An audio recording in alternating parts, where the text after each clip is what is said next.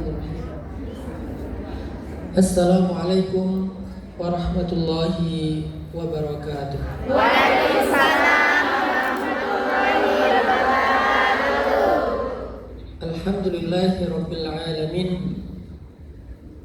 Alhamdulillahilladzi bi ni'matihi tatimmus shalihat wa bi fadlihi tatanazzalul khairat wal barakat wa bi taufiqihi tatahaqqaqul maqasid wal ghayat. Asyhadu an la ilaha illallah wahdahu la syarika lah wa asyhadu anna sayyidana Muhammadan abduhu wa rasuluhu alladzi la nabiyya ba'dah.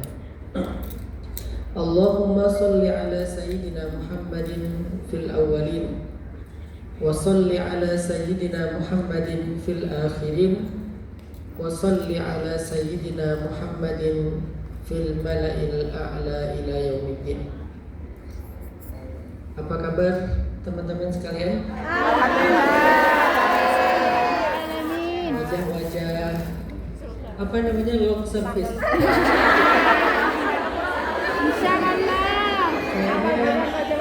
Wajah-wajah bonus ya. Ini pantesan awal bulan ya. Jadi wajah awal bulan sama akhir bulan itu beda ya.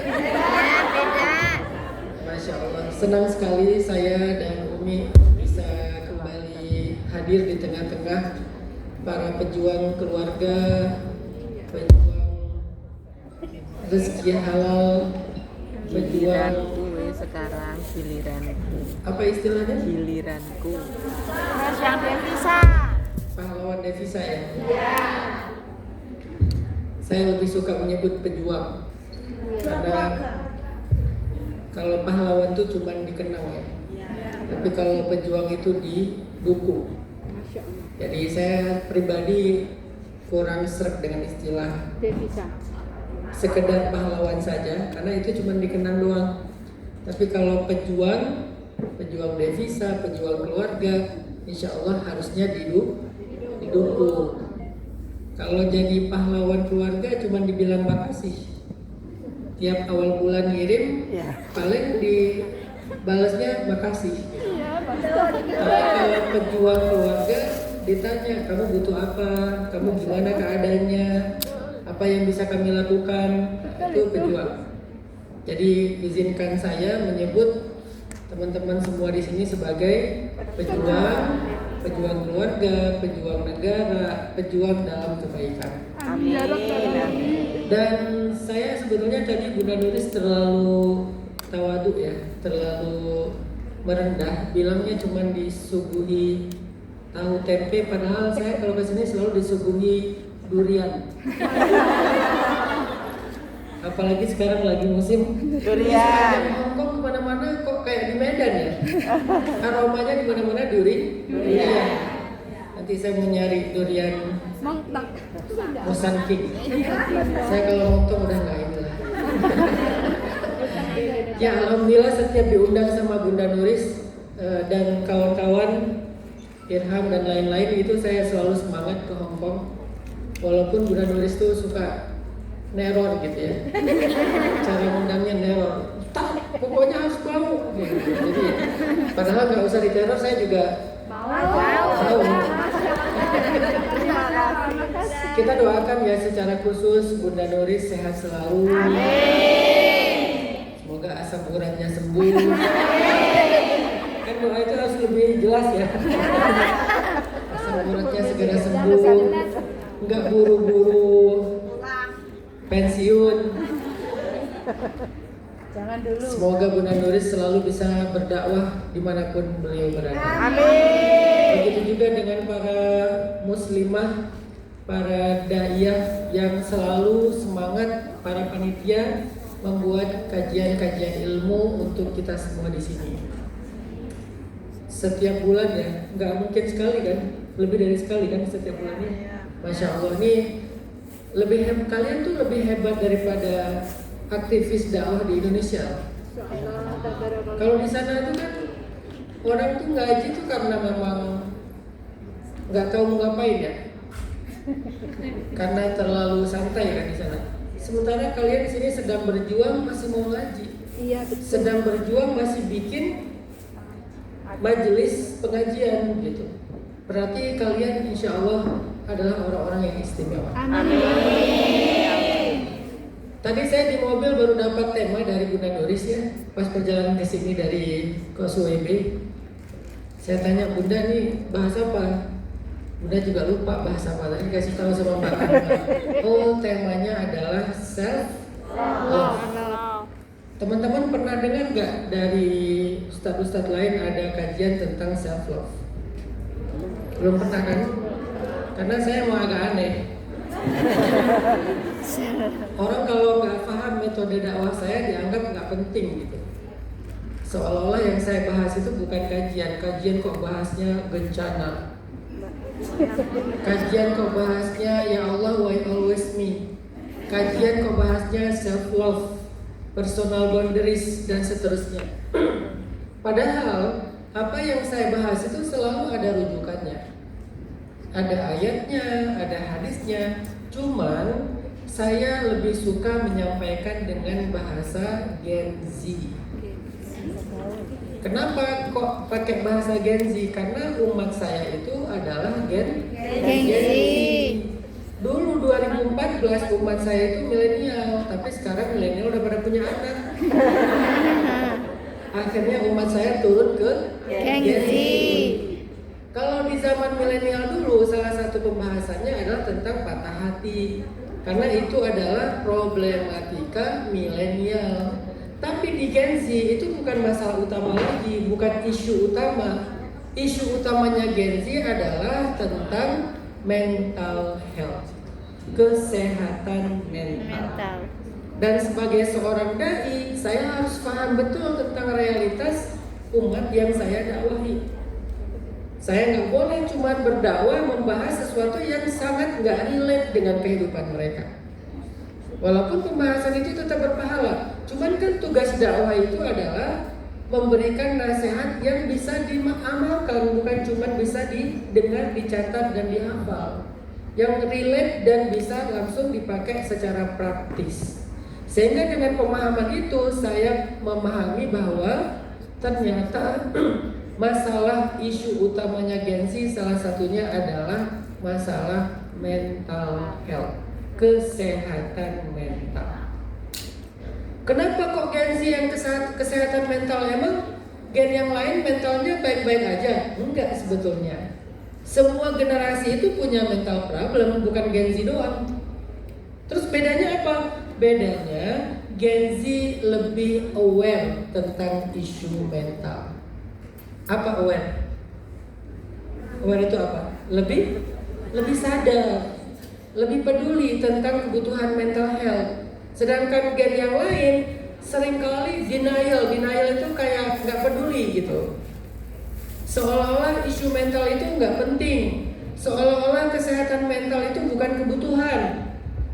Seolah-olah mental exhaustion, burnout atau lelah secara mental yang akhirnya gara-gara lelah mental efeknya kemana-mana, termasuk temperamen, gampang marah-marah, meledak-ledak. Itu tuh kan gara-gara mental problem, mental exhaustion, capek. Tapi bagi beberapa gen sebelumnya itu dianggap bukan sebagai kebutuhan dan nggak penting.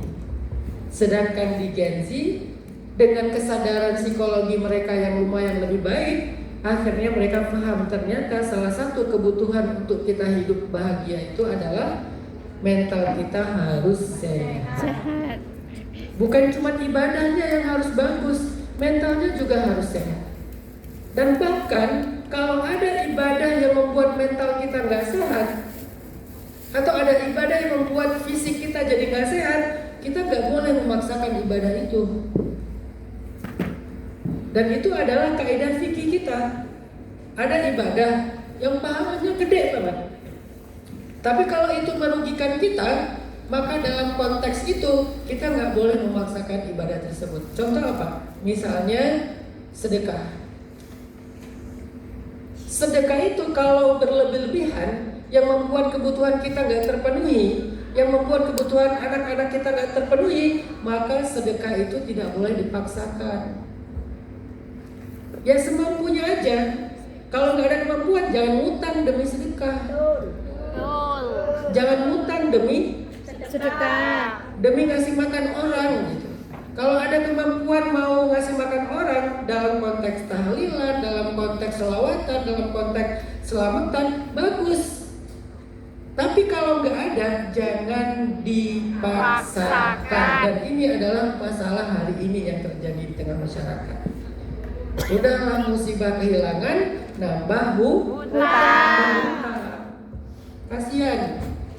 Musibah berduka karena kehilangan belum selesai, nambah hutang. Terus saya hidangin apa? Yang harusnya menghidangkan itu bukan yang sedang berduka, tapi tetangga. Jadi kalau kita mau bikin tahlilan, tetangga yang bantuin, bukan tetangga minta jatah. Tahlilan itu penting buat keluarga, buat ahli kubur, penting sekali. Dari hari pertama, sampai hari ke-7, hari 40 dan seterusnya. Nanti haul setahun sekali. Tapi gimana cara melakukannya yang bijak? Jangan membebankan orang yang sedang berduka. Bantulah semampunya. Jadi yang datang itu yang bawa beras. Mungkin kalau nggak bisa bawa sekilo, bawa segenggam. Kebayang kalau yang datangnya 100 orang masing-masing segenggam, mungkin 20 kilo, 30 kilogram beras itu terkumpul itu. Barulah beras itu dipakai untuk makan bareng ya. Tapi kalau ngebebanin si yang sedang berduka, itu menurut saya sih berlebihan sih. Tapi umumnya begitu sih. Makanya sekarang Gen Z dengan kesadaran mereka tentang hal-hal kayak gini, mereka mulai kritis tuh. Atau sedekah misalnya. Kalau kita gak bisa bantu orang dengan angka yang ideal, jangan memaksakan diri. Ya udah bantu aja dengan angka yang kita mampu. Allah sendiri melarang kita dalam bersedekah secara berlebih-lebihan. Allah bilang, "Wala taj'al yadaka maghlulatan ila 'unuqika wala tabsutha kullal basti fataq'uda maluman mahsura." Janganlah kamu terlalu kikir, janganlah kamu terlalu dermawan sehingga membuat kamu kesusahan dan penuh dengan penyesalan. Jadi kita dilarang kikir, sebagaimana juga dilarang terlalu berlebihan. Itu sama larangannya. Tapi selama ini kan yang digaung-gaungkan selalu jangan pelit, jangan kikir, jangan pelit, jangan kikir ya. Padahal juga harusnya jangan pelit tapi juga jangan berlebihan. Boros dalam sedekah itu boleh nggak?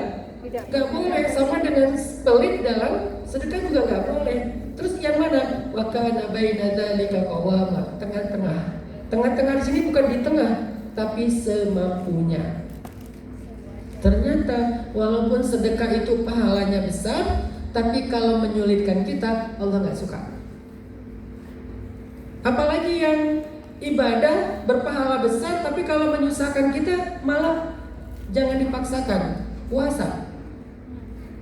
Makanya di dalam paragraf ayat puasa di surat Al-Baqarah itu, setelah Allah bilang kutiba alaikumusiyam la'allakum tattaqun, Allah kasih kondisi. Kalau kalian sedang sakit, kalau kalian lagi safar, kalian tidak mampu berpuasa, maka gantilah puasa itu di hari-hari yang lain yang kalian mudah. Walaupun jika kalian berpuasa itu lebih baik bagi kalian, tapi kalau emang gak mampu jangan dipaksakan. 2 kali loh, 184, 185 diulang lagi kalimatnya. Sedangkan perintah berpuasa cuma 1 ayat, tapi alasan boleh tidak berpuasa 2 ayat. Coba bayangin. Sebegitu pengertiannya Allah kepada hambanya. Puasa itu pahalanya gede. Tapi kalau memaksakan diri sampai menyusahkan ibu yang sedang menyusui, ibu hamil, atau orang yang sedang sakit, orang yang lagi safar dalam keadaan safar yang susah, Allah justru mengatakan jangan menyulitkan. Yuridullahu bikumul yusra wa la yuridu bikumul usra. Allah ingin memudahkan kalian, Allah nggak ingin menyusahkan kalian. Itu kalimat Kesimpulannya, Allah ingin memudahkan kalian dengan uzur-uzur yang kalian punyai. Allah nggak ingin menyusahkan kalian sehingga kalian harus memaksakan diri. Itu puasa. Nanti dalam ibadah yang lebih berat lagi atau yang lebih penting lagi apa? Sholat. Ternyata kita nggak boleh memaksakan diri melakukan ibadah sholat padahal kita punya masalah. Contoh, nggak boleh kita berwudu dengan air dingin di puncak musim dingin kalau kita lagi sakit.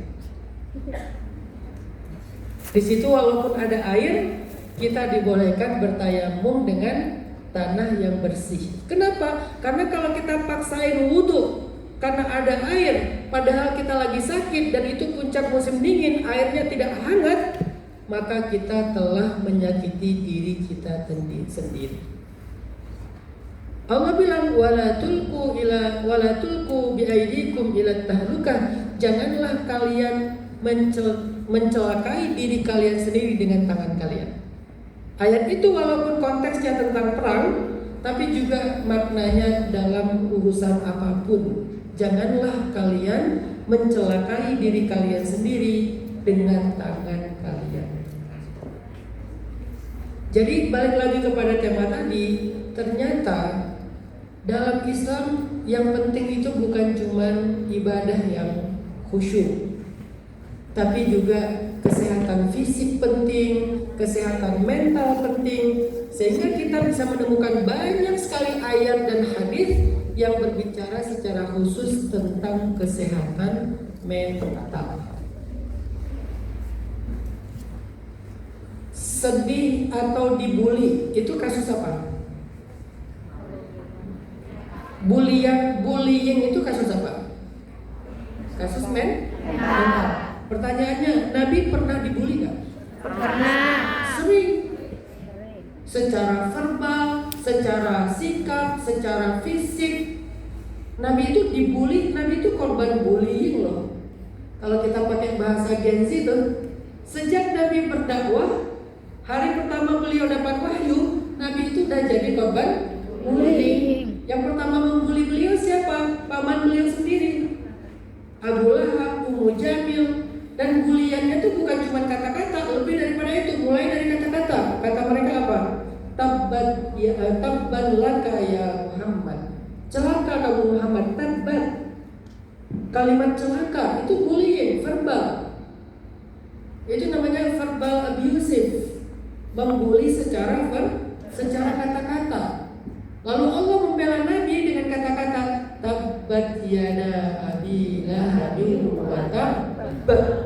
Watab yang keduanya itu pakai tasydid. Jadi bacanya bukan tabbat yada abi lahabin wa tab, bukan. Tabbat yada abi lahabin wa tab. Harus ditahan dulu. Kenapa? Saking celakanya Abu Lahab dikasih tasydid. Dalam bahasa Arab, tasydid itu artinya penekanan. Jadi bacanya harus ditekan. Watab, bukan watab, bukan cuma qalqalah, tapi ada tasydidnya. Saking marahnya Allah kepada Abu Lahab. Soalnya setiap hari dia membuli Nabi. Setiap hari istrinya naruh kotoran-kotoran di depan pintu rumah Nabi. Setiap hari dia memfitnah Nabi. Setiap hari dia kayak ngelabrak Nabi di depan orang banyak. Nabi itu korban bullying. Sehingga di dalam Al-Quran banyak sekali ayat-ayat yang menasihati Nabi bagaimana cara menghadapi bullying.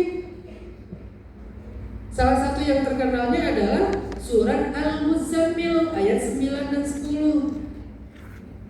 Wasbir ala ma yaqulun. Bersabarlah terhadap ucapan mereka. Ini kan bullying. Bersabarlah terhadap ucapan mereka.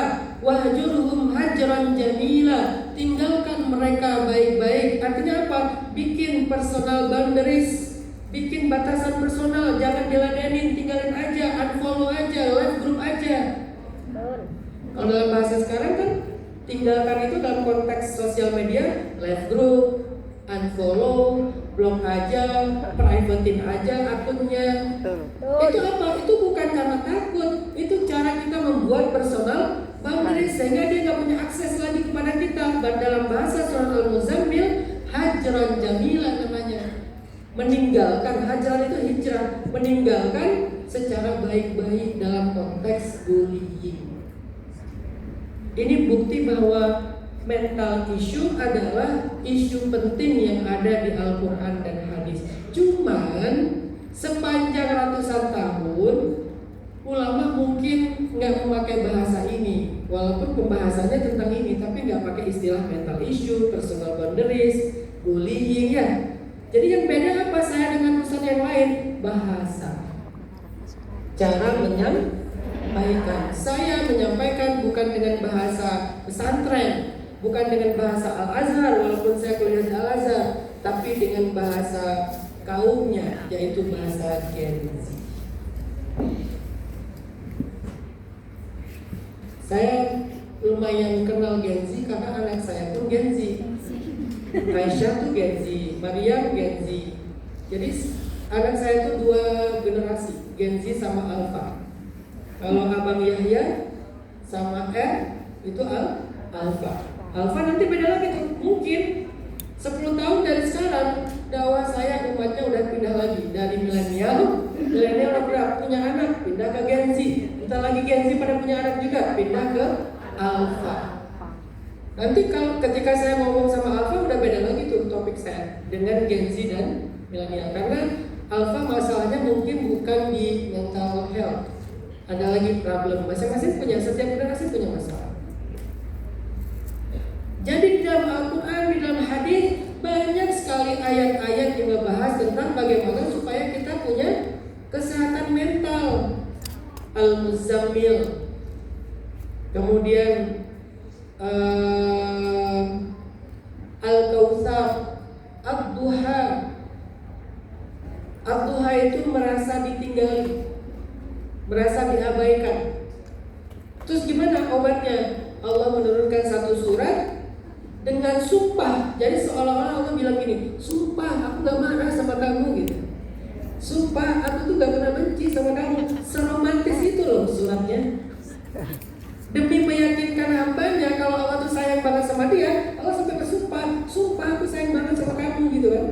Sumpahnya berapa kali? 2. Wadduha wal-laili idza saja. Ini sampai Allah aja bersumpah untuk bisa ngasih tahu kalau Allah tuh sayang sama hambanya. Ma wadda'aka rabbuka, aku gak pernah ninggalin kamu. Wa ma qala, aku gak pernah marah sama kamu. Ini ayat mental karena Nabi sedang dalam kondisi terpuruk. Al-Kautsar apalagi itu? Nabi dibully gara-gara apa? Anak laki-laki beliau meninggal. Kebayang gak? Udah meninggal dibully lagi. Saya pernah punya kenalannya. Beliau baru kehilangan putranya. Terus sama tetangga ngomongin, disumpahin lah sama tetangga. Tuh, rasain tuh, makanya jadi orang tuh jangan sombong. Karena dia gak sombong, dia cuma bahagia. Kan kadang-kadang ada tetangga yang gak bisa ngelihat tetangganya bahagia. Jadi kalau tetangganya dapat rezeki, kehidupannya lebih baik, ini dianggap sombong, iri gitu. Begitu si tetangganya dapat musibah, disumpahin, tuh rasain tuh, makanya jangan sombong, tuh begini, tuh begitu.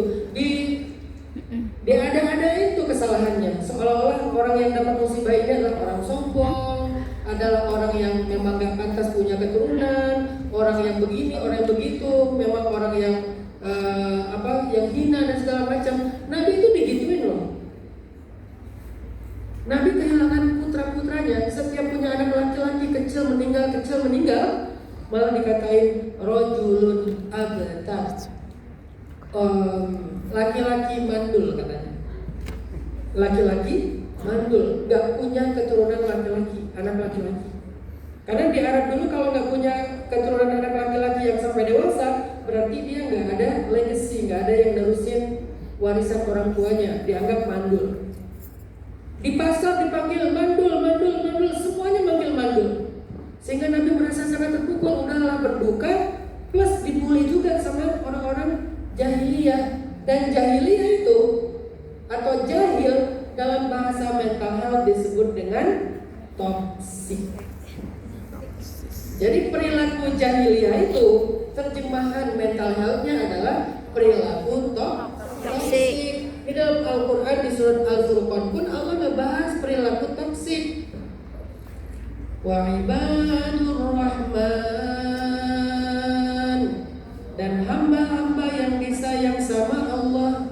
Siapa orang yang disayang sama Allah? Wa ibadur rahmanil ladzina yamshuna 'alal ardi hauna wa idza khatabahumul jahiluna qalu salama. Hamba yang disayang sama Allah adalah mereka yang hidup di muka bumi dalam keadaan tenang.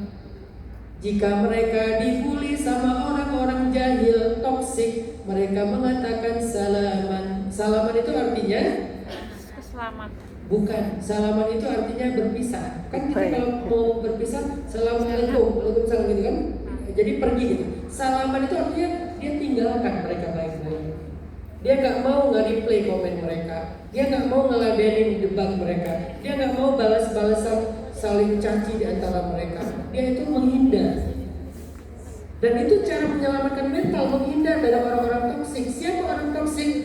Jahilun. Orang jahil. Jahil bahasa Indonesia jahil. Karena kita susah bilang hak, jadilah jahil. Harusnya jahil. Enggak, itu beda lagi. Ini siapa sih yang mancing-mancing? Jahil. Apa arti jahil? Jahil itu bahasa Arab dari kata jahlah, jahlun, atau jahiliyah. Apa ya? Jahiliyah itu perilaku atau kebiasaan-kebiasaan yang toksik. Salah satunya adalah bullying secara verbal. Gimana caranya kita sebagai korban bullying biar disayang sama Allah kalau nggak disayang sama manusia? Jadilah orang yang punya sifat hayyin atau haunan. Apa itu haunan? Tenang, nggak gampang kepancing. Di sosmed kalau ada yang abusive kalian, ada yang menghina kalian, ada yang hate comment kepada kalian di sosmed, posting lagi pengajian, di komen pengajian kok pamer, pengajian kok FOMO, pengajian kok konten, pengajian kok jadi konten kreator, pengajian kok bahasnya cinta-cintaan aja. Kalau kalian dibully secara verbal di sosmed, jangan kepancing. Betul. Saya udah kenyang kayak gini-gini. Jangan kepancing. Apakah saya takut? Enggak, saya ini orang Aceh. Orang Aceh itu punya prinsip, apa takut? Mati tanam. Itu kan prinsip orang Aceh kan. Apa takut? Mati tanam. Tapi sejak saya belajar tentang psikologi, tentang mental health, setelah belajar Islam di Al-Azhar, saya jadi paham, oh, yang kayak gini-gini tuh jangan direspon, jangan diladenin. Kalau perlu cuma klarifikasi sekali untuk supaya nggak menyebar fitnah, sekali aja, sisanya diamin aja. Kenapa? Itu perintah Allah di dalam surat Al-Furqan. Yamshuna 'alal ardi haunan. Haunan itu artinya tenang, nggak gampang kepancing, nggak reaksionis.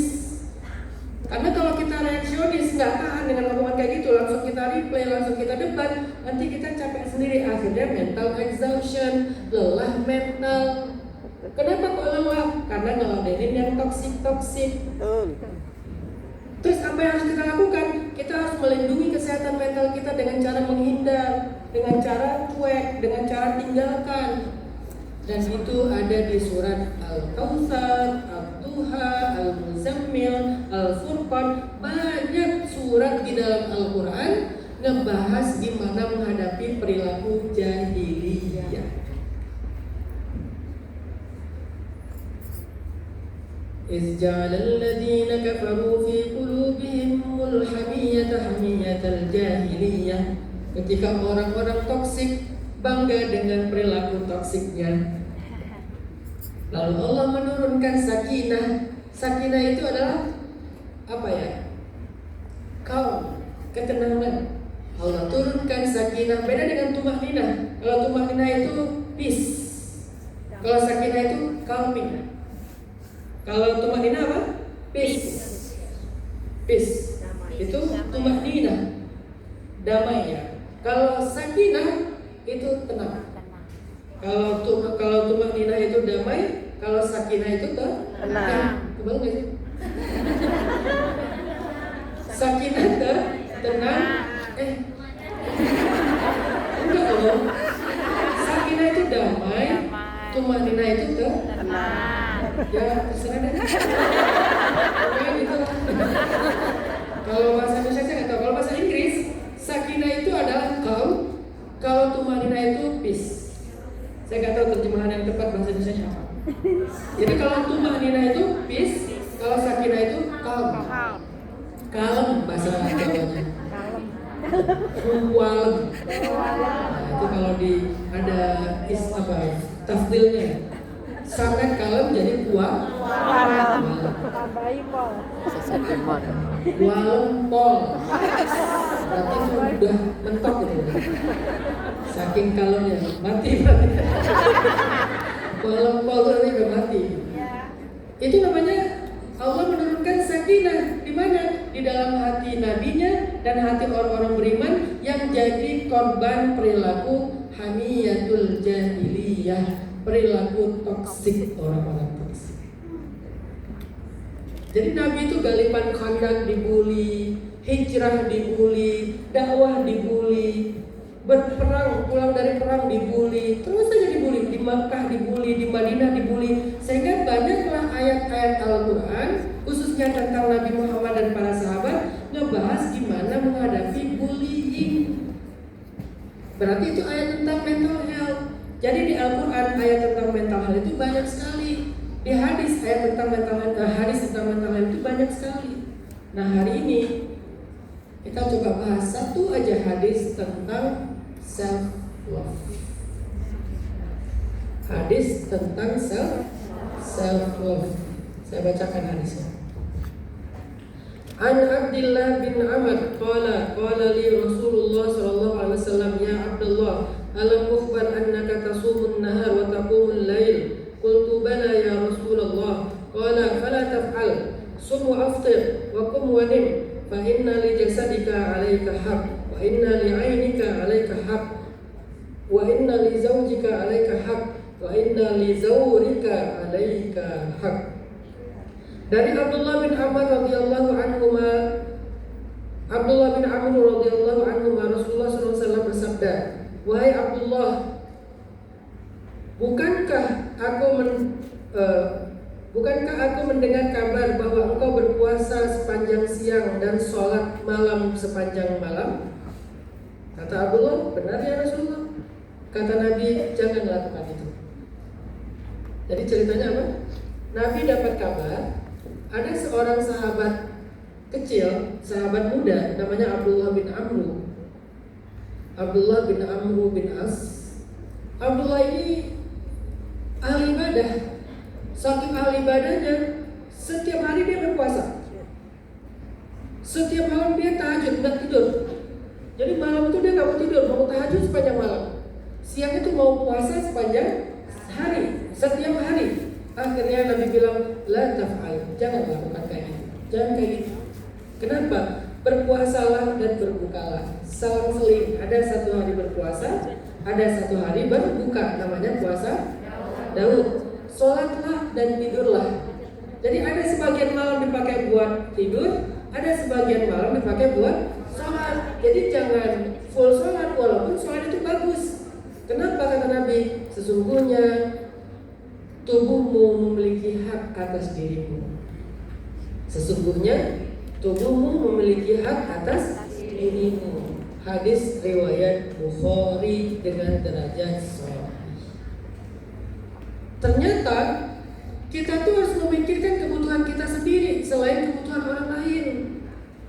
Kita harus menunaikan hak diri kita sendiri selain menunaikan hak orang lain. Karena orang yang mengabaikan hak dirinya berarti dia zalim kepada dirinya sendiri. Self love itu adalah tentang bagaimana cara kita memberikan hak diri kita sendiri. Menyayangi diri sendiri, mengasihani diri sendiri, memaafkan diri sendiri, memberikan kesempatan buat diri sendiri, memperbaikinya. Jangan terlalu keras kepada diri sendiri. Kenapa kita begitu rahmah, begitu penyayang sama orang lain, tapi kita begitu keras kepada diri kita sendiri? Harusnya life balance, harusnya itu seimbang. Sebagaimana kita begitu sayang, peduli, perhatian sama orang lain, kayak gitu juga harusnya kita sayang, peduli, dan perhatian ke diri kita sendiri. Harusnya seimbang. Orang baik itu bukan cuma yang perhatian habis-habisan berkorban untuk orang lain, tapi dia mengabaikan hak dirinya sendiri. Bukan itu yang Nabi mau. Jangankan kepada orang lain, ke Allah aja Nabi gak mau. Dengan sholat malam, dengan puasa setiap hari, Nabi bilang, la taf'al, jangan lakukan itu. Padahal puasa itu untuk Allah, sholat itu menghadap Allah, tapi la taf'al, jangan lakukan kayak gitu. Berikan juga hak diri kamu sendiri. Setengahnya pakai buat sholat, setengah malamnya pakai buat istirahat. Sehari pakai buat puasa, sehari pakai buat berbuka. Sehingga kita juga punya, bisa menunaikan hak diri kita. Makan enak, makan yang layak, memenuhi protein, gizi segala macam. Kemudian kebutuhan tidur kita. Fa inna li nafsika 'alaika hak, terhadap tubuhmu kamu punya kewajiban atau punya hak. Jadi apa definisi self love dalam beberapa tulisan para ahli? Kata mereka, self love itu adalah memberikan hak diri seperti kita memberikan hak orang lain.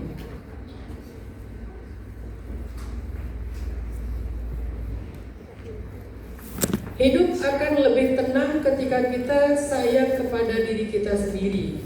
Saat kita mengerti apa yang kita mau, apa yang membuat kita bahagia, sehingga kita berjuang untuk memenuhinya. Banyak orang di luar sana nggak ngerti apa yang dia mau. Benar nggak? Kamu pengennya jadi apa? Nggak tahu. Kamu sebetulnya pengen apa sih? Nggak ngerti. Dia tuh nggak tahu pengennya dia tuh apa, dan dia juga nggak ngerti yang bikin dia happy itu apa. Dia nggak ngerti. Aku tuh happy dengan apa? Kayaknya aku nggak pernah bisa bahagia deh. Karena dia tuh nggak tahu yang bikin dia bahagia itu apa. Berarti kita sedang zalim sama diri kita sendiri.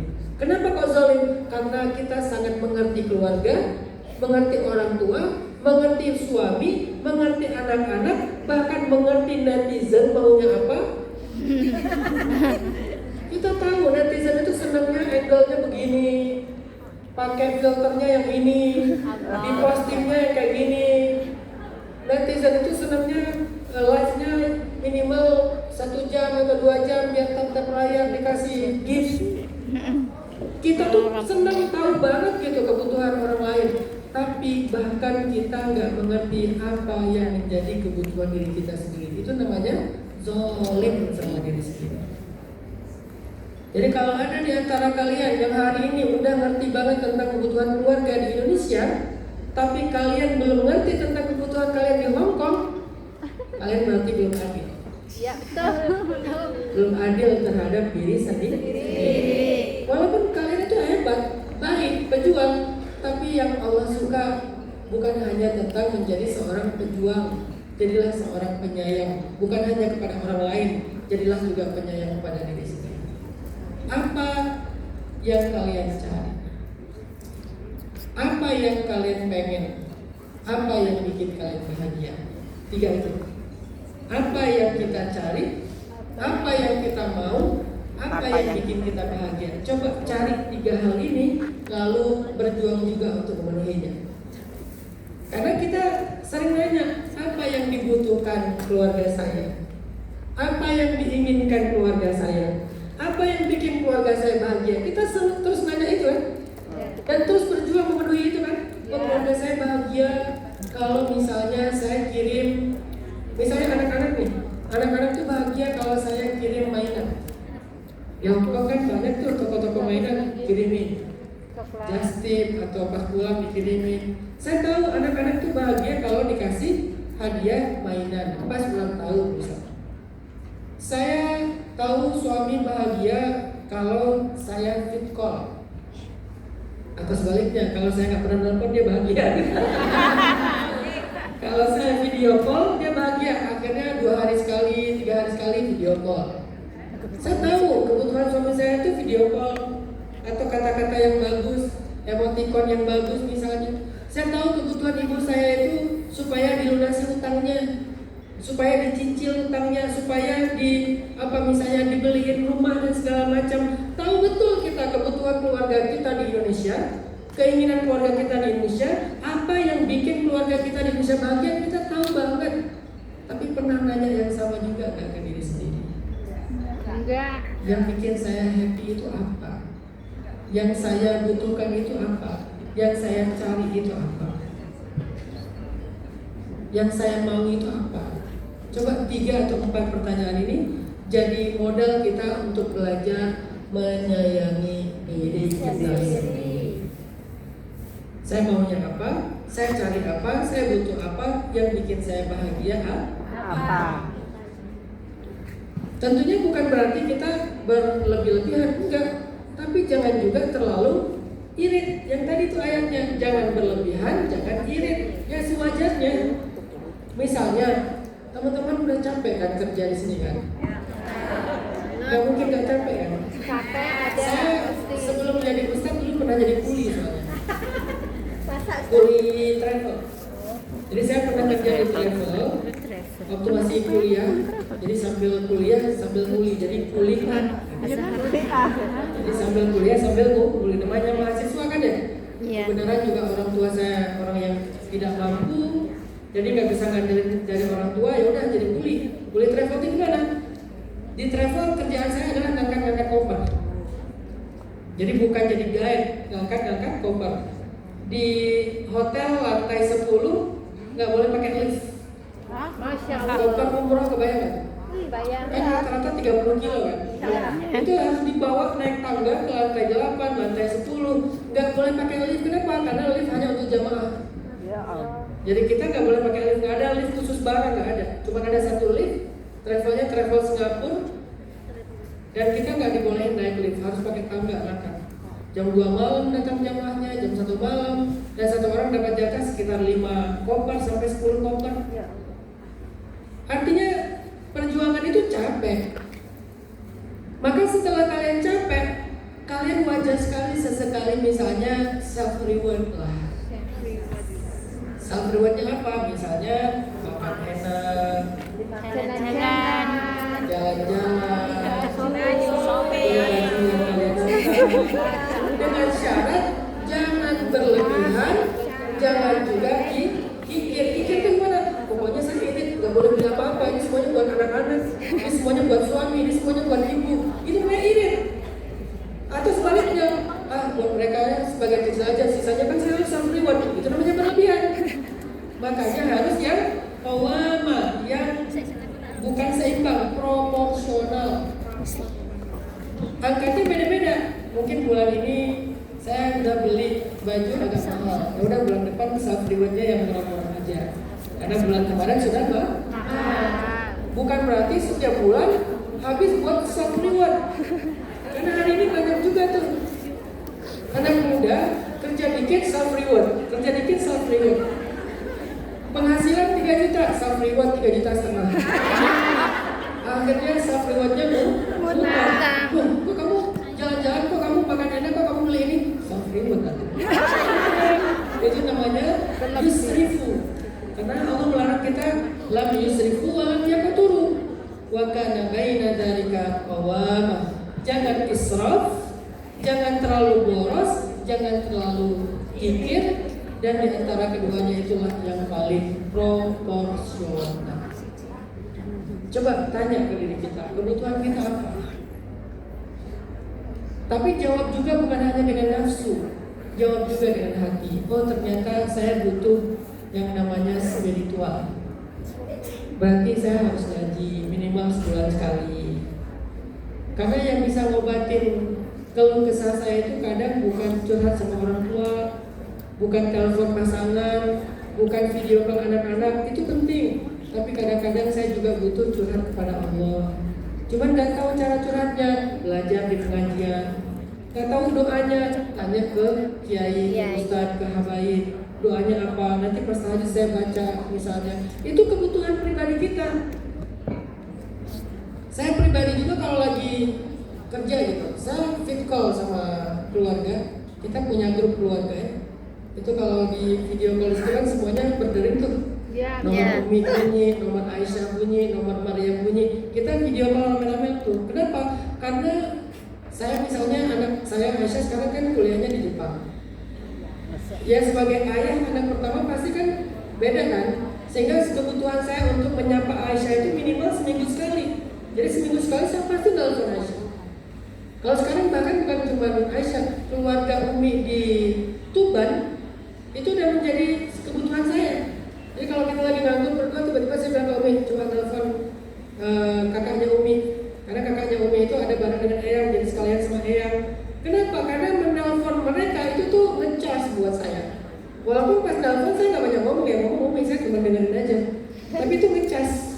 Seolah-olah saya lagi ada bersama keluarga. Ternyata Aisyah yang lagi di Jepang pun kayak gitu. Dia sering banget nelfon video call. Kenapa? Cuma kadang-kadang ditaruh HP ya.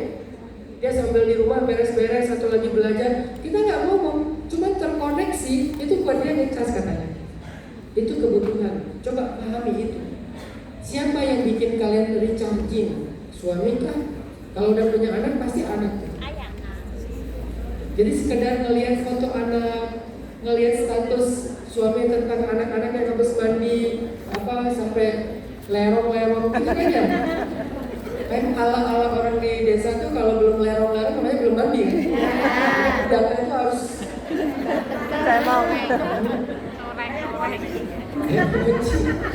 kalau belum jadi poci berarti belum mandi. Itu di foto ditaruh di status suami terus dilihat sama kita di Hong Kong. Itu tuh recharging. Itu kebutuhan. Jadi bilang kalau bisa sering-sering update tentang anak-anak, fotoin mereka terus taruh di status. Walaupun mungkin statusnya yang bisa ngeliat cuma kita doang nggak apa-apa. Karena mungkin ya agak kurang layak misalnya mereka lagi tidur lagi apa. Itu tuh namanya kebutuhan. Coba tanya ke diri kalian sendiri. Apa yang bikin kalian feel alive? Yang membuat kita merasa hidup gitu. Karena banyak orang yang bernyawa tapi nggak hidup. Apalagi saya tahu itu perasaannya jauh dari keluarga, kerja dengan pressure yang tinggi, hidup di dalam sebuah kondisi yang minoritas. Pasti mungkin kalian pernah ngerasain bernyawa tapi nggak hidup. Namanya apa? Zombie. Bernyawa tapi nggak hidup. Dia ada, dia jalan, dia bernafas tapi dia nggak hidup. Matanya tuh nggak berbinar, ekspresinya tuh nggak nyala. Aura tuh kalau pakai ilmu aura itu mungkin nggak ada auranya gitu, kayak padam aja gitu. Sehingga apa yang bikin kita feel alive selain Allah, ilmu, bi'ah itu namanya vibes dalam bahasa sekarang tuh vibes, lingkungan lah dalam bahasa formal. Dalam bahasa Islam bi'ah solihah. Butuh teman. Kita hidup di Hong Kong jangan sendiri nih buat anak-anak baru nih. Nah, saya dari senior. Kalian yang baru datang ke Hong Kong, carilah bi'ah solihah, teman-teman yang baik, yang positif, yang sefrekuensi, yang kalau ngomong itu kalian nggak perlu berpura-pura. Kalian bisa jadi apa adanya dan diterima. Selama apa adanya itu nggak berlebihan juga, bukan apa adanya tapi gila gitu ya, jangan sampai separah itu juga sih. Tapi kalian diterima. Kalian merasa hangat di antara mereka. Mungkin hari Minggu seminggu sekali ketemu mereka, cuma nongkrong di taman. Itu recharging. Dan itu nggak dianggap kayak sia-sia banget sih. Udah hari libur bukannya dipakai ngaji, sholawatan. Ya ngaji juga, ya ke taman juga, ya ke mall juga, gitu ya. Kan semuanya ada bagian-bagiannya. Ya olahraga juga. Olahraga juga itu kebutuhan juga karena endorfin. Kalau kalian lagi sakit, apa painkillernya untuk menyembuhkan rasa sakitnya? Olahraga. Karena olahraga berkeringat itu masuknya dalam kategori endorfin, hormon painkiller. Jadi coba penuhi kebutuhan diri kita sendiri. Dari sisi kebahagiaan ada 4. hormon yang perlu dicari. Ada 4 hormon yang perlu dicari untuk self love. Kalau kalian pengen self love, coba penuhi 4 hormon ini. Pertama namanya dopamin. Pertama namanya apa? Dopamin. Dopamin itu artinya self reward. Kita kalau bisa menghargai diri kita, maka secara fitrah kita akan lebih bisa semangat dalam kebaikan. Coba self reward. Self reward itu bentuknya apa Ustaz? Banyak, bukan cuma makan-makan, belanja, jalan-jalan. Self reward itu termasuk kata-kata ke diri kita sendiri. Kalau nggak ada yang memuji kalian, nggak usah kejar itu, nggak usah cari validasi dari orang lain. Ya udah, kalian hargai aja diri kalian sendiri. Aku hebat, nggak bisa sampai sejauh ini. Mas, makasih ya ke diriku sendiri. Kalau ada sendiri, kalau sendiri sih nggak apa-apa. Kalau depan orang nggak usah ngomong kayak gitu. Makasih ya ke diriku sendiri. Saya berbahagia, udah makasih buat dia. Pantas ada Pak Ustadz. Arti self reward itu hargai diri kalian. Kalian udah berjuang, hargai. Bisa dengan kata-kata, bisa dengan gift. Kan hormon cinta itu ada, bukan hormon cinta. Bahasa cinta itu ada 4 kan? Love language itu ada 4 kan? Apa love language? 1, act of service. Apa act of service? Pelayanan. Kalau ke diri sendiri gimana bentuknya? Act of service ke diri sendiri gimana? Dandan. Buat cewek ya? Dandan. Terus relax, mandi air hangat, berendam kalau bisa ya. Kan di Hongkong tuh banyak tuh, apa nih namanya yang buat orang berendam tuh? Hah? Enggak yang sabun-sabun Spa. ya, sabun-sabun spa gitu loh. Yang apa yang herbal, jangan yang biasa ya, yang herbal ya. Yang aromanya aroma sehat gitu. Karena soalnya Umi sering belanja itu kalau di sini, saya nggak tahu di mana tempatnya. Umi asal di sini pasti beli itu. Jadi bentuk act of service Umi buat dirinya sendiri adalah kunci pintu kamar, berendam dari kamar. Saya kalau udah di luar kejebak nggak bisa masuk, berarti dia lagi act of service ke diri sendiri. Dia berendam, bisa setengah jam, bisa 1 jam. Servis diri kita sendiri, apa yang kita nyaman, apakah berendam, apakah mandi air hangat. Kalau saya pribadi mandi air dingin. Mungkin beda cewek sama cowok ya. Cewek itu senangnya mandi air hangat, cowok itu senangnya mandi air dingin. Saya kalau habis capek olahraga atau apa gitu pulang, saya nggak mau pakai yang versi yang merah yang air hangat, saya pakai yang paling dingin. Karena itu kayaknya relax banget gitu buat saya. Itu namanya eco service. Jadi nggak harus selalu hadiah atau makan enak, nggak harus. Yang gratis juga bisa. Tidur itu adalah self reward, dopamin. Karena kalian udah capek, aku pengen menghargai diri aku sendiri dengan tidur. Itu hak kalian. Kayak kata Nabi tadi, setengah malam dipakai tidur, setengahnya dipakai ibadah. Jadi jangan full ibadah. Itu hormon dopamin. Hormon self reward, menghargai diri sendiri. Caranya act of service. Apalagi bahasa cinta yang kedua, give. Udah common nih, beli apa gitu, belanja apa gitu, yang kadang nggak harus yang mahal, tapi sesuatu yang menurut kita menarik. Bisa aja dia murah, tapi kita senang dengan itu. Ya nggak apa-apa, selama nggak berlebihan. Yang ketiga apa? Bahasa cinta. Apa? Word of affirmation. Ucapan afirmatif. Afirmasi itu kayak misalnya kayak kita bilang ke diri kita sendiri ya, alhamdulillah aku bahagia, aku senang dengan keadaan ini, aku bersyukur bisa ada di sini, aku begini dan segala macam. Selama nggak dipaksain, apa yang kalian rasakan lalu kalian katakan, itu namanya word of affirmation. Jadi jangan cuma dirasain, ungkapkan. Dulu ada sahabat ya, tapi Tapi ini jangan diterjemahin secara negatif ya, bukan LGBT ya. Ini cinta karena Allah sesama laki-laki dan sesama perempuan. Dan itu normal dalam Islam selama dia bukan yang arahnya ke nafsu. Ada seorang sahabat bilang ke Nabi gini, "Ya Rasulullah, aku mencintai fulan." Dia menunjuk seorang laki-laki, sahabatnya yang dia cintai dia karena Allah, bukan karena nafsu ya. "Ya Rasulullah, aku mencintai fulan." Kata Nabi, "Apakah kamu udah ngomong ke dia?" Kata dia, "Enggak ya Rasul." Kalau gitu, sampaikan kepada dia. Akhirnya dia datang, dia bilang, "Ya fulan, ana uhibbuka fillah." Aku mencintai engkau karena Allah. Terus dia jawab lagi, "Ahabbakallah bima ahbabtani fi." Semoga Allah mencintai kamu sebagaimana engkau mencintai aku karena dia. Ternyata dalam Islam ada budaya word of affirmation. Kalau kita ngerasain sesuatu, ngomongin yang positif-positif, tapi maksudnya jangan cuma dirasain doang gitu. Makanya kenapa ketika kita suami istri itu saling mencintai, gak cukup sekedar dipendam dan dirasain, harus diomongin juga. Kita katakan aku menyayangi kamu, aku mencintai kamu atau apa, itu tuh word of affirmation. Kalau ke orang lain aja kita kayak gitu, masa ke diri sendiri enggak? Coba katakan aku bahagia, aku ternyata sehebat ini, aku senang dan bersyukur dengan keadaan ini.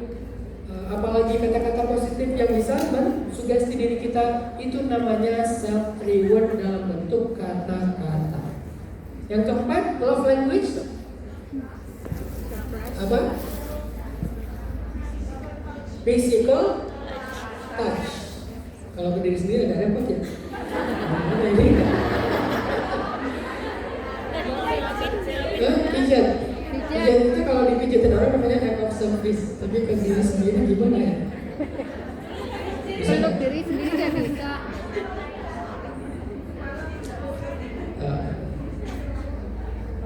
Silakan Bu. Ya kalau kita nggak bisa menyentuh diri kita sendiri, masa kita gini ke diri sendiri? Aneh ya.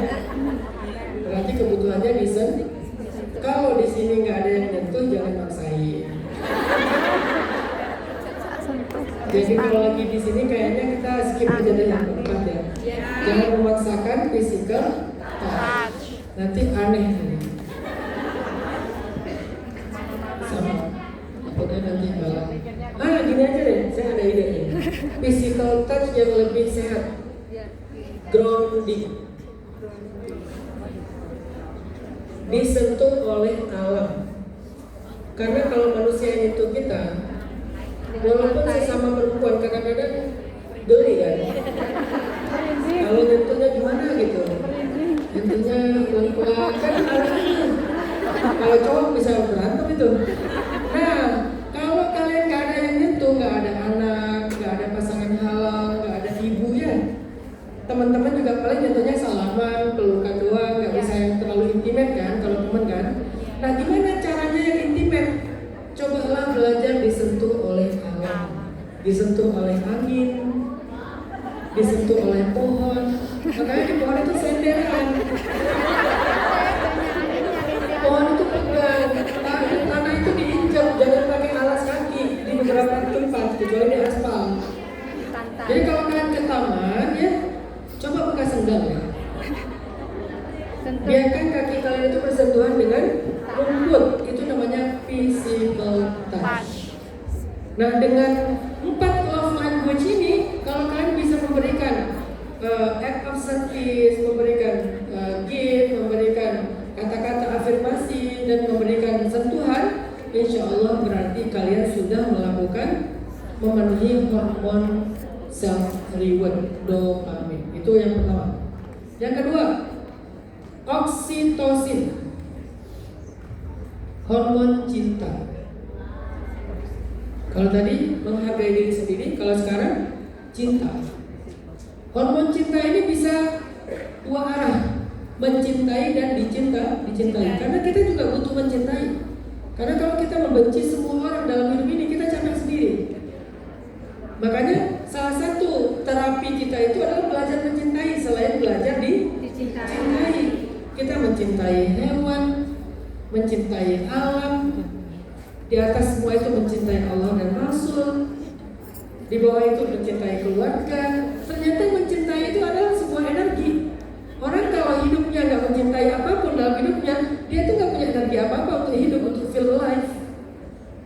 Belajar merawat cinta, mencintai sahabat karena Allah, mencintai orang-orang susah, anak yatim, segala macam, mencintai ulama karena Allah, tapi jangan berlebihan sama ulama, karena sekarang fenomenanya mulai agak-agak ngeri kan? Iya. Makanya dari dulu sampai sekarang saya kalau ngomong itu minta ditemenin. Kenapa? Bukan curiga sama kalian, bukan, supaya lebih safe. Safety. Kalian tuh kalau mau curhat jangan sama ustadz. Nih saya kasih sedikit nasihat yang agak spesifik ya. Kalau mau curhat yang pribadi, bukan di tempat umum kayak gini, pribadi ya, kayak DM, Japrian, jangan sama ustadz. Cari aja ustazah. Karena hari ini banyak walid. Ada walid. Walid dan Dewi boleh tak? Boleh, boleh. Banyak walid. Fenomenanya sekarang di mana-mana. Selain kemarin yang saya dulu udah pernah kasih tahu loh di sini. Ada satu yang kalian kenal, bentar lagi bakal viral ya. Yang dikira kayak malaikat banget, hafiz Quran, ternyata Inggris. Udah viral kemarin, udah lari dia ke Mesir, terus nggak balik-balik. Ya ada lagi nih, yang lagi kita coba masukin ke laporan, sama juga. Selain yang udah viral yang lain di mana-mana lah, ada lagi yang sekarang lumayan terkenal juga. Artinya, udahlah, cinta itu harus yang wajar, sesuai syariat. Karena kalau nggak sesuai syariat, walaupun guru, walaupun syekh, walaupun kiai, walaupun ustaz, walaupun habib, kalau nggak sesuai syariat, berarti berlebihan. Tetap batasannya syariat. Jangan mentang-mentang dia dianggap guru, terus pasti suci. Enggak lah, dia juga manusia. Saya juga manusia. Saya ini bukan orang suci. Saya ini bukan orang yang benar-benar terjaga, yang hanif. Enggak. Mata saya bisa meleset, telinga saya bisa meleset, pikiran dan hati saya bisa meleset. Jadi sewajarnya. Hormat cinta itu artinya mencintai dan dicintai. Kalau kalian punya energi cinta sebesar itu, mencintai Allah, mencintai Rasul, mencintai keluarga, mencintai sahabat karena Allah, mencintai ulama karena Allah, mencintai hewan ternak atau hewan peliharaan, mencintai alam, mencintai, maka punya energi, lalu dicintai. Semakin banyak yang mencintai kalian, berarti semakin sehat mental kalian. Coba cari itu untuk memenuhi self-love. Kalian jangan memaksakan berteman dengan orang yang benci sama kalian, atau yang kalian gak diterima dalam circle mereka. Jangan paksain. Kalau ada satu grup yang sepi udah berbulan-bulan, itu artinya mereka bikin grup sebelah. Kalian gak usah so-asik di dalam grup itu. Mereka gak peduli sama kalian. Mereka diam-diam udah bikin grup sebelah, cuma kalian doang gak dimasukin. Di sana rame, di sini doang yang sepi. Jangan memaksakan diri ada di dalam satu circle yang kalian jelas-jelas gak diterima di situ. Karena itu bukan cinta, itu menyerap energi yang menguras energi yang luar biasa. Kalian ada satu grup itu cuek, setiap kali broadcast apa-apa, ya aku besok ini, hening. Ya aku lagi gini, hening. Kalian apa? Mereka nggak respon, tapi giliran yang lain broadcast, responnya di replaynya banyak di bawah. Kalau kalian nggak, berarti kalian nggak diterima di situ. Jangan paksakan diri karena itu menguras energi kalian. Betul. Cari aja grup yang menerima kalian seperti kalian menerima mereka. Kalau kalian broadcast, wih seru ya, wah enak ini kan banyak masakannya, gimana masaknya dan segala macam, jadi ramen, tektokan. Kalian di situ aja, walaupun grupnya mungkin sedikit, mungkin orangnya bukan yang gimana, nggak terkenal atau apa, nggak apa-apa, yang penting diterima. Itu kebutuhan kebutuhan hormon cinta namanya. Begitu juga dengan keluarga besar. Jangan memaksakan dicintai oleh seluruh anggota keluarga besar, sepupu, paman, bibi, tante, tetangga, keluarga yang sebelah rumah. Gak harus.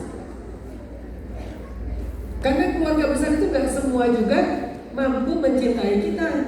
Kalau yang mencintai kalian itu cuma keluarga kecil, maka belajar untuk fokus dengan mereka aja. Yang mencintai kan siapa? Misalnya anak, pasangan, orang tua, udah adik kakak, udah dengan mereka aja. Jangan maksain harus caper sama sepupu, caper sama paman, caper sama bibi. Kalau mereka ternyata belum mampu mencintai, kecuali mereka positif, itu namanya oksitosin. Jangan mengemis cinta. Jadi kayak dulu lah. Jangan mengemis Cinta. tapi hargailah cinta. Yang ada aja kalian hargai. Yang nggak ada nggak usah dikejar, mengemis, mengimbang, nggak usah. Jadi oksitosin itu, hormon cinta itu ada dua, mencintai dan dicintai. Itu self love. Kita ada kebutuhan mencintai untuk punya energi yang kuat.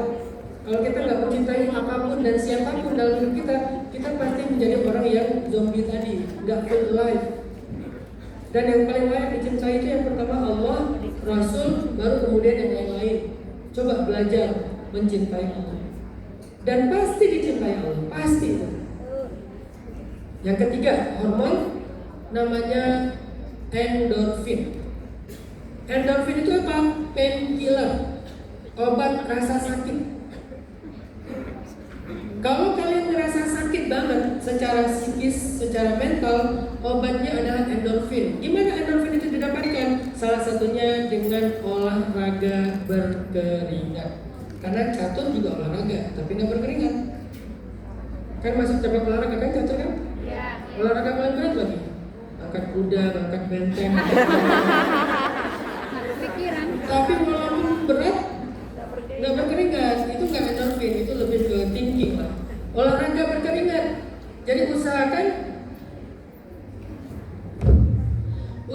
olahraganya yang berkeringat. Berikan waktu buat diri kalian, minimal berapa hari sekali jalan. Kalau di rumah tempat kerja itu ada treadmill, mungkin izin pakai treadmillnya. Capek, tapi capeknya beda antara capek kerja sama capek olahraga. Capek kerja itu nggak jadi endorfin, itu nguras. Itu nyedot, itu ngabisin baterai. Tapi kalau capek olahraga, nambah baterai. Itu dua capek yang berbeda walaupun sama-sama capek. Jadi jangan pikir udah kerja disuruh olahraga, beda. Kadang katanya kalau Kerja itu capek nguras, olahraga itu capek ngisi. Gitu. Tapi ya harus tahu waktu juga ya. Jangan habis capek kerja langsung olahraga ya, nggak pas juga waktunya. Tapi kasih waktu jadwal minimal seminggu sekali. Harus punya olahraga favorit. Di sini apa sih olahraga berkeringat favorit teman-teman? Aerobik apa lagi? Volley. Di sini ada pemain volley. Oh hebat ya, apa main hiking tuh. Tapi hiking itu bukan endorfin, itu masuknya ke serotonin. Jadi kalau endorfin itu yang berkeringat. Hiking berkeringat juga sih. mungkin berkeringat. Sama deh. Saya sangat jarang hiking.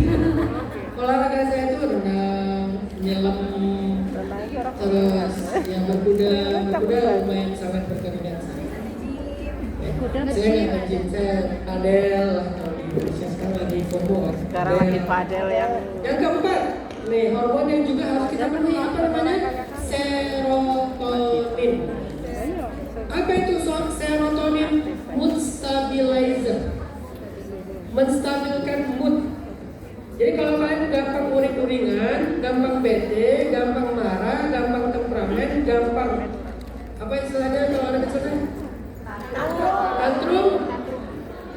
Kalau kalian gampang tantrum, dikit-dikit tantrum, panci dibanting segala macam, maka kalian butuh serotonin. Serotonin itu dapatnya dengan cara apa? Minimal dua. Satu, lewat prayer, ibadah. Tapi ibadah yang mindful, bukan cuma ritual, tapi dirasain, dinikmatin. Dan yang kedua dengan pergi ke alam.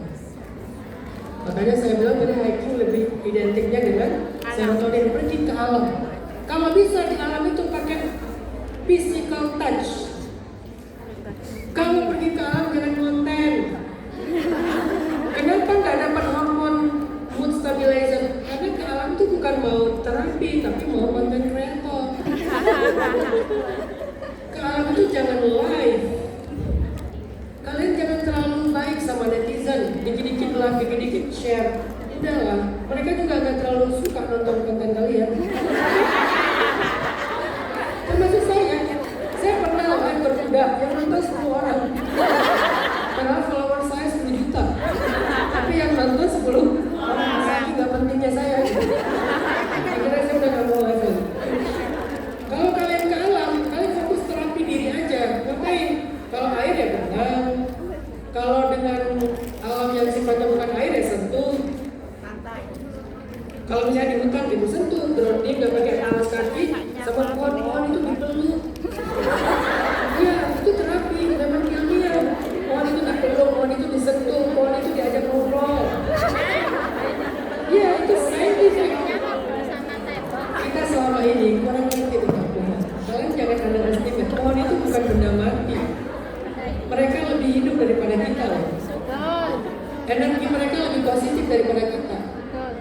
Saya kalau pergi ziarah kubur ibu saya yang meninggal tsunami di Aceh, kan dikuburkan secara massal tuh dekat bandara Aceh. Saya kalau keluar dari bandara langsung ke kuburan ibu. Yang pertama saya lakukan apa? Bukan tahlilan. Saya ngobrol sama pohon. Pohon yang persis di atas kuburan ibu saya. Kenapa? Karena dalam konsep ilmiah, tubuh manusia yang sudah terurai di bawah tanah itu namanya human composting, kompos manusia. Dan itu sudah menjadi tumbuhan, jadi dahan, jadi daun, dan jadi bunga.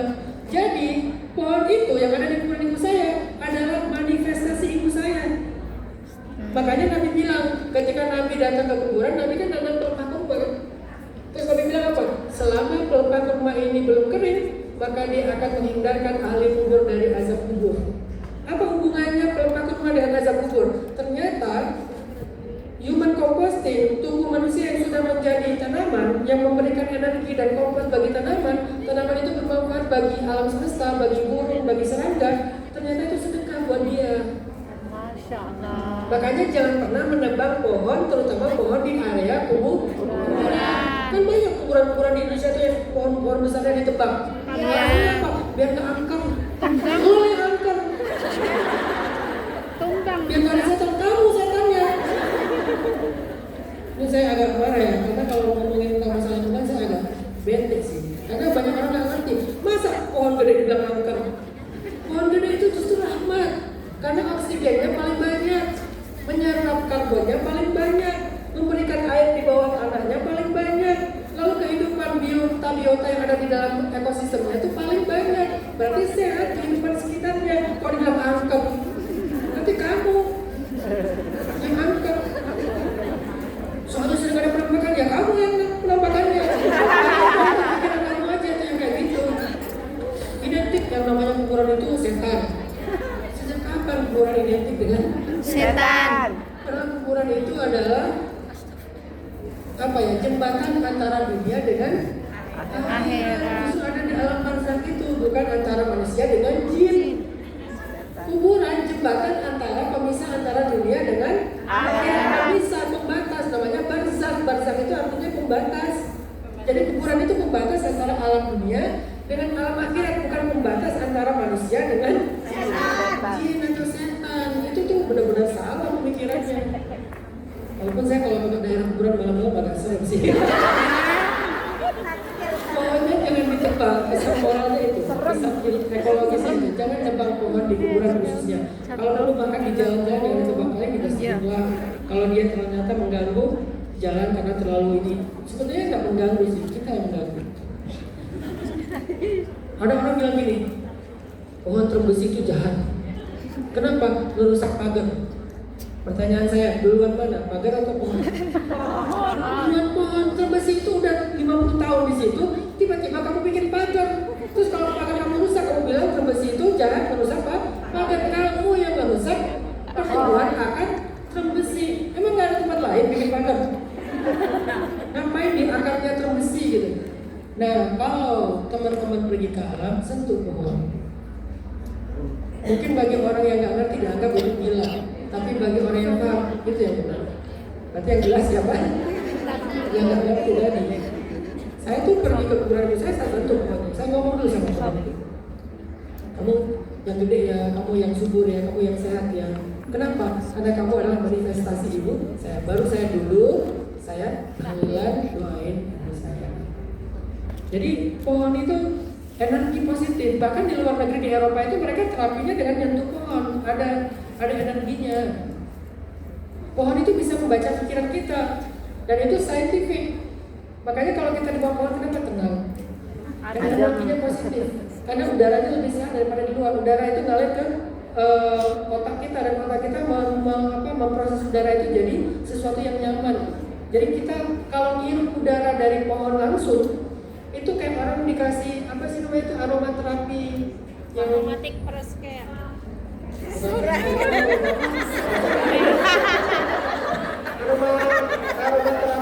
aromatik apa gitu ya? Yang di rumah apa sih namanya? Yang apa sih Ustaz? diffuser. Diffuser, Masya. Kalau kita dikasih diffuser kan jadi relax kan? Tahu nggak diffuser alam itu apa? Pohon.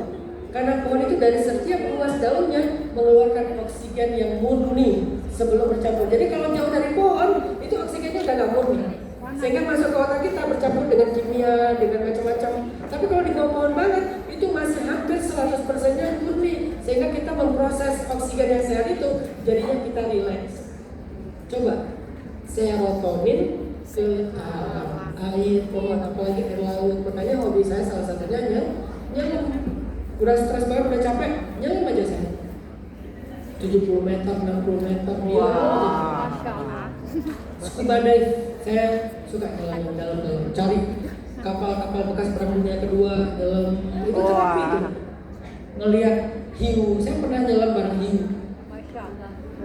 nyelam bareng manta, paus, kayak gitu-gitu. Jadi itu adalah terapi. Mudah-mudahan apa yang saya sampaikan tadi, kata Nabi, balik lagi ke hadis yang pertama, kata Nabi, jangan terlalu keras ke diri sendiri, karena sesungguhnya tubuhmu bagi kamu ada haknya. Maka self love adalah memperhatikan kebutuhan diri kita, memberikannya, memperjuangkannya sehingga kita menjadi orang yang bahagia. Semoga kita bisa mengamalkan hadis Bukhari tadi dan menjadi orang yang lebih bahagia. Sehingga kalau kita bahagia, insya Allah kita punya energi yang berlimpah untuk membahagiakan orang lain. Tapi kalau kitanya baterainya lowbat, kita nggak bisa ngasih apa-apa. Handphone kalau baterainya lowbat, bisa ngasih apa? Nggak bisa kan? Tapi kalau baterainya full, sinyalnya bagus, dia bisa ngasih banyak. Begitu juga dengan kita. Allahu a'lam. Saya kembalikan lagi ke Nancy sambil nanti kita langsung aja ya. Langsung aja. Lagi saya pulang. Ini namanya Bima Solihah. Sikap positif ya. Saking asik kan sampai. Hasilnya makan sama bulan-bulan. Kita coba sikap positif. Baik teman-teman, kita punya sebuah tradisi di pengajian kita. Setiap pengajian itu nanti kita pengen juga beramal untuk membantu beberapa pondok pesantren, panti asuhan dan kegiatan dakwah baik yang ada di Indonesia ataupun yang ada di Hong Kong dengan mengadakan kegiatan sumbang sedekah. Nah, hari ini kita pengen selain mendapatkan ilmu, tadi kan ada energi belajar mencinta. Insya Allah sumbang sedekah ini akan dipakai buat kebutuhan dakwah, buat pesantren. Ada beberapa pesantren yang jadi pesantren binaan ya, yang sudah sering banget dapat dari sumbang sedekahnya pejuang-pejuang Hongkong. Anak yatim dari sumbang sedekahnya pejuang-pejuang Hongkong. Jadi marilah kita menyisihkan sebagian harta kita untuk dopamin, untuk hormon cinta, oksitosin ya, untuk hormon cinta yang kita berikan bagi mereka yang membutuhkan. Sambil nanti sorbannya diedar, mari kita bersama-sama bersalawat kepada Nabi Sallallahu Alaihi Wasallam.